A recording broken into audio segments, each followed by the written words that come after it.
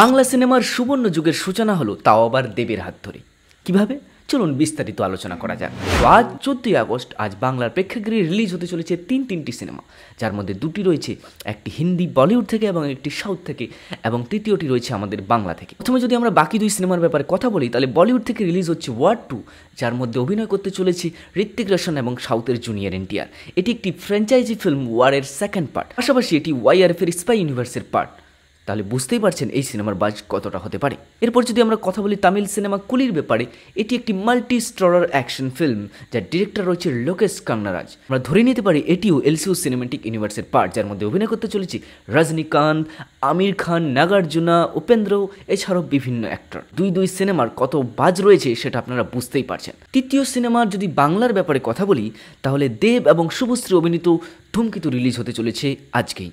এই ধূমকেতু যখন 14 আগস্ট রিলিজ করবে বলে ঘোষণা করা হয়েছিল, তখন কিন্তু অনেকেই স্পেকুলেশন করেছিল যে দুইটি বিগ বাজেট সিনেমার মাঝখানে দুমড়ে পড়বে বক্স অফিসে ধূমকেতু। কিন্তু আজ কোন দৃশ্যটা চোখে পড়ছে তরুণ লক্ষ্য করা যাক। বুকমাই শো খুললে দেখা যাবে বাকি দুই সিনেমার হাইপ খুবই কম পশ্চিমবঙ্গে দাপিয়ে চলছে বুকিং ধূমকেতুর। প্রায় 100+ শো অলরেডি হাউসফুল হয়ে গেছে। এছাড়াও স্পট বুকিংয়ের মাধ্যমে আরও অনেকগুলো শো হয়তো হাউসফুল হতে চলেছে। না জানি লাস্ট কবে বাংলা সিনেমায় এরকম তুমুল ঝড় দেখা গিয়েছে অ্যাডভান্স বুকিংয়ে। এমনটা শুধুমাত্র পুজো রিলিজেই হতে দেখা গিয়েছে, কিন্তু পুজো রিলিজ বাদে এরকম বাজ বাংলা সিনেমায় লাস্ট কবে হয়েছে বলে আমার তো মনে পড়ছে না। তো বলাই যায় বাংলা সিনেমার সুবর্ণ দিনের সূচনা এটা, যেখানে একটা বাংলা সিনেমা বাংলার মাটিতে দুইটি বিগ বাজেট হিন্দি এবং সাউথের মুভিকে পিছনে ফেলে এগিয়ে চলেছে। বাঙালি অডিয়েন্স হিন্দি সাউথ বাদে বাংলা সিনেমা দেখার প্রেফার করছে। এটা বাংলা সিনেমার সুবর্ণ যুগের সূচনা, আর এই সূচনার পিছনে রয়েছে দেবের বিশাল বড় অবদান। আমরা যদি কয়েক বছর পিছিয়ে যাই, তাহলে আমরা দেখতে পাবো বাংলার বাণিজ্যিক সিনেমার হাল একদমই বেহাল ছিল, যেখানে দর্শক মুখ ফিরিয়ে নিয়েছিল বাংলা কমার্শিয়াল সিনেমা থেকে, যেখানে শুধু রদ্দি কপি করা সিনেমাগুলি একের পর এক দুমড়ে মুচড়ে পড়ছিল বক্স অফিসে। এখানে একে একে সকলে কন্টেন্ট শিফট করতে থাকে সেই আর্ট ফিল্ম টাইপের মুভিতে, ফ্যামিলি ড্রামা টাইপের মুভিতে। দেবও সেই সময় নিজের কন্টেন্টকে শিফট করে ফেলেছিল, কারণ তিনি দেখেছেন কমার্শিয়াল সিনেমা আপাতত চলছে না, তাই তিনি সেফ খেলা শুরু করলেন। যদিও দর্শক সেটাকে সেফ খেলা মনে করছিল, কিন্তু আমার কাছে সেটা মনে হয় একটা মাস্টার মাইন্ড জিনিস। দেব যে কত বড় মার্কেটিং জিনিয়াস, কত বড় মাস্টার মাইন্ড, সেটা বোঝা গেল তার ফিল্মোগ্রাফি দেখে। সে ধীরে ধীরে সেফ খেলা শুরু করলো ঠিকই, ধীরে ধীরে ফ্যামিলি ড্রামা শুরু করলো ঠিকই, কিন্তু এর মাধ্যমে সে সেই সকল অডিয়েন্সকে গ্র্যাব করতে পারলো যারা তার কোনোদিন অডিয়েন্স ছিলই না। তো তারপর সে ধীরে ধীরে semi commercial and then commercial সিনেমাতে শুরু করল। বছরে একটা সেমি কমার্শিয়াল অ্যান্ড একটা কমার্শিয়াল সিনেমা করা শুরু করলো। গত বছর খাদান বিশাল বড় সাকসেস পেয়েছে, এবছর আসতে চলেছে রঘু ডাকাত। কিন্তু আমরা যদি কথা বলি অন্যান্য হিরো যেমন জিৎ কেন এতটা সাকসেস পেল না দেবের মতো? জিৎ তো সেই আগে থেকেই কমার্শিয়াল সিনেমার হাল ধরে রয়েছে, কিন্তু জিতের সফলতা আসলো না কেন? কি ভুলটা সে করলো, বা বাকি হিরোরাই বা কি ভুলটা করলো? জিৎ যে সিনেমাগুলো করলো, যেমন রাবণ, চেঙ্গিস, মানুষ, এগুলো বাংলা সিনেমা হলেও এগুলোতে কিন্তু সাউথের ছাপ রয়েছে। যেন এমনটা আঙ্গুল দিয়ে দেখিয়ে দেওয়া যে সাউথ যদি পারে, বলিউড যদি পারে, আমরাও পারবো। কিন্তু সাধারণ দর্শক, বাঙালি দর্শক এটা দেখতে প্রস্তুত নয় যে আপনি সাউথের মতো করতে পেরেছেন কিনা। বাঙালি দর্শককে এত বোকা ভাবলে চলবে না। বাঙালি দর্শক অনেক ম্যাচিওর হয়েছে। বাঙালি দর্শক শুধু বাংলা সিনেমা আর দেখছে না, বাঙালি দর্শক বাংলা দেখছে, বলিউডের সিনেমা দেখছে, সাউথের সিনেমা দেখছে, হলিউডের সিনেমা দেখছে।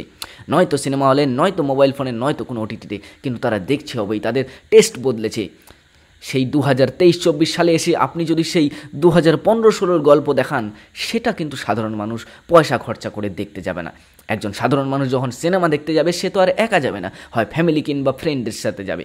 সেখানে যাওয়া, ট্রাভেল, ফুড সব মিলিয়ে মিনিমাম তো 2000 টাকা খরচা। এই 2000 টাকা খরচা করে যখন একটা মানুষ সিনেমা হলে সিনেমা দেখতে যাবে, তখন সে এমন সিনেমা অবশ্যই দেখবে না যা বলবে যে আমরাও পারি, বরঞ্চ সে মৌলিক কিছু দেখতে চাইবে, বাংলা ঘরানার কিছু দেখতে চাইবে।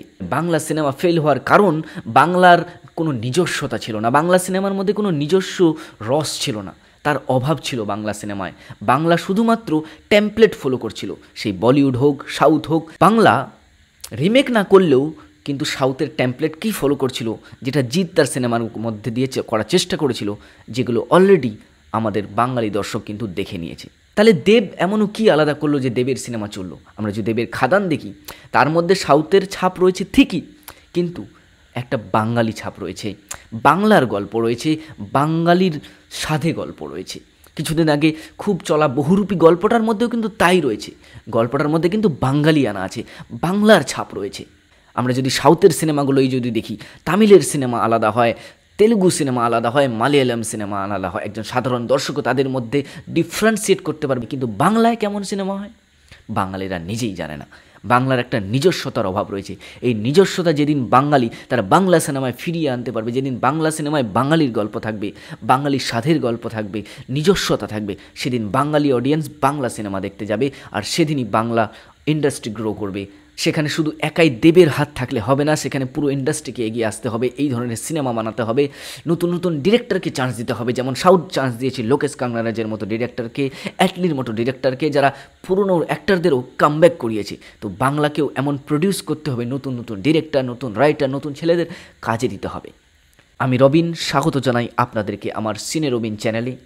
এরকমই ইন্টারেস্টিং ভিডিও দেখতে, আনবায়াসড রিভিউ দেখতে আপনারা আমার চ্যানেল ফলো করতে পারেন। দেখা হচ্ছে পরের ভিডিওতে।